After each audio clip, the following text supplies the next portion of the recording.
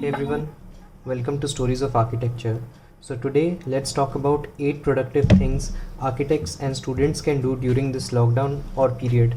Okay, so let's begin. So the number one thing architecture students or young graduates can do is work on their portfolio. So portfolio is one of the most important aspects of either getting a job at a firm or getting admission in a university. As slowly things will get better over time, firms and universities will start opening their dates for admission or employment, and portfolio would be extremely necessary during that time. So I would suggest that you be ahead of your peers and begin early. So as you may or may not know, making a well composed portfolio takes a lot of time, so do take it seriously. Okay, also let me know if you want a video about common mistakes students do while composing a portfolio. I think a video like that could be helpful, so do let me know in the comments below. Okay, so the next 4 points that I'm going to cover will come under the main topic of or main heading of building your CV or resume. So for the some of you who wouldn't know, a CV is a detailed document highlighting your professional and academic history, and the main contents of a CV are work experience, achievements or awards, or anything related to the skills that you have acquired over the years. So the main thing that we need to take out is the skill. So let's work on building your CV, which essentially means building up your skills. So the next 4 points will be about that. So the second point that I would like to recommend is taking extra credit courses or certificate courses or online courses, as you may call them.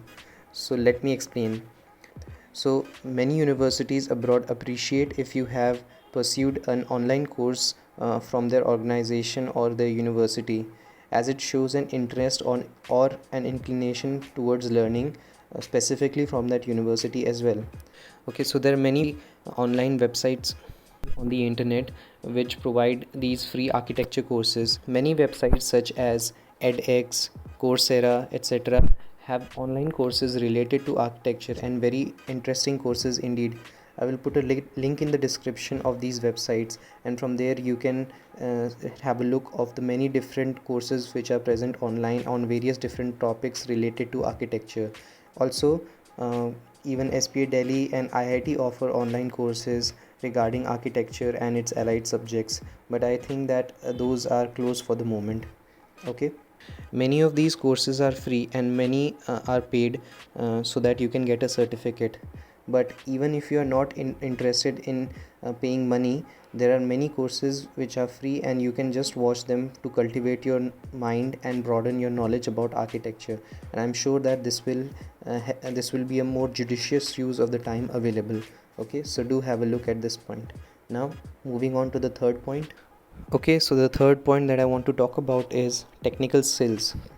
It is no surprise that many firms are on a lookout for those who are skilled in softwares. Also, having a command over certain softwares makes life at college or university so much more easier. There are an abundance of YouTube channel who can teach you softwares for free. I'll put the links in the description of some of my recommendations.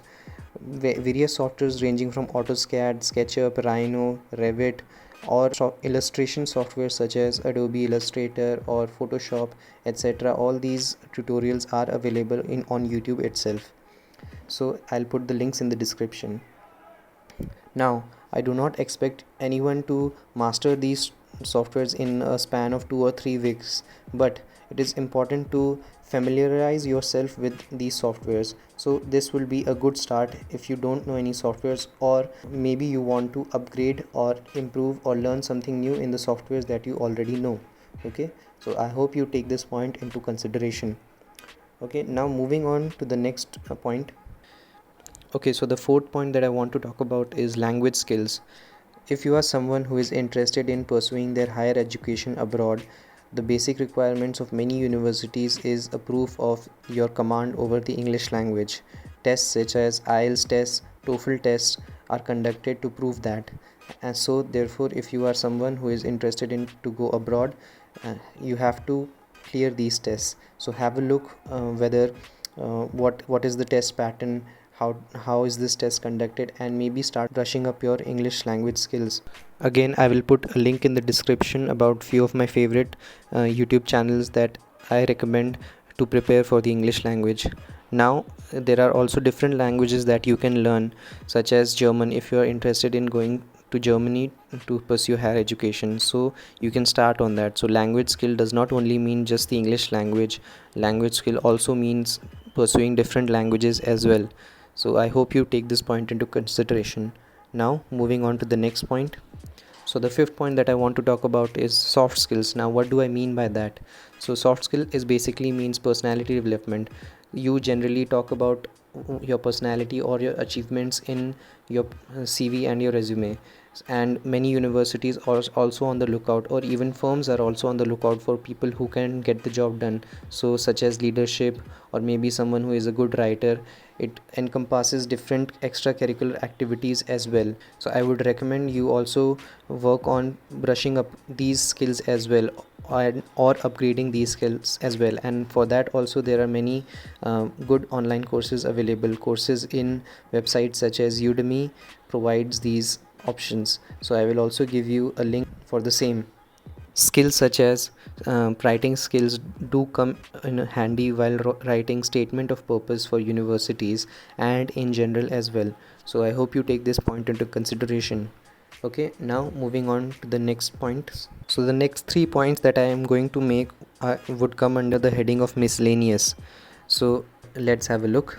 Okay, so the sixth point that I want to recommend is familiarize yourself with art or practice it. What do I mean by that? Art is something which can elevate an architect's buildings or designs. So I would recommend you familiarize yourself with it, or maybe practice it by either sketching, drawing, painting. Maybe you can develop these hobbies, maybe you already have them, and start working on them again. So, and also one of the other things that I would like to recommend in this, you can virtually visit a museum.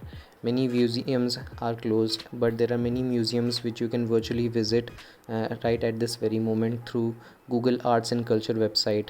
And other museums also offer a virtual tour of their museums as well, and I am sure that you can learn something or the other while visiting these museums, maybe related to museum design or maybe related to art. So do have a look at that, and I'll also provide a link in the description for the same. Okay, so please do take this into consideration. Moving on to the next point. Okay, so the next point that I want to make is reading. I have already made a video about reading and what you can read, what are the books that you can start with. Okay, so have a look about that in the description below. Okay, so now moving on to the next point. The eighth point is watch different movies and documentaries.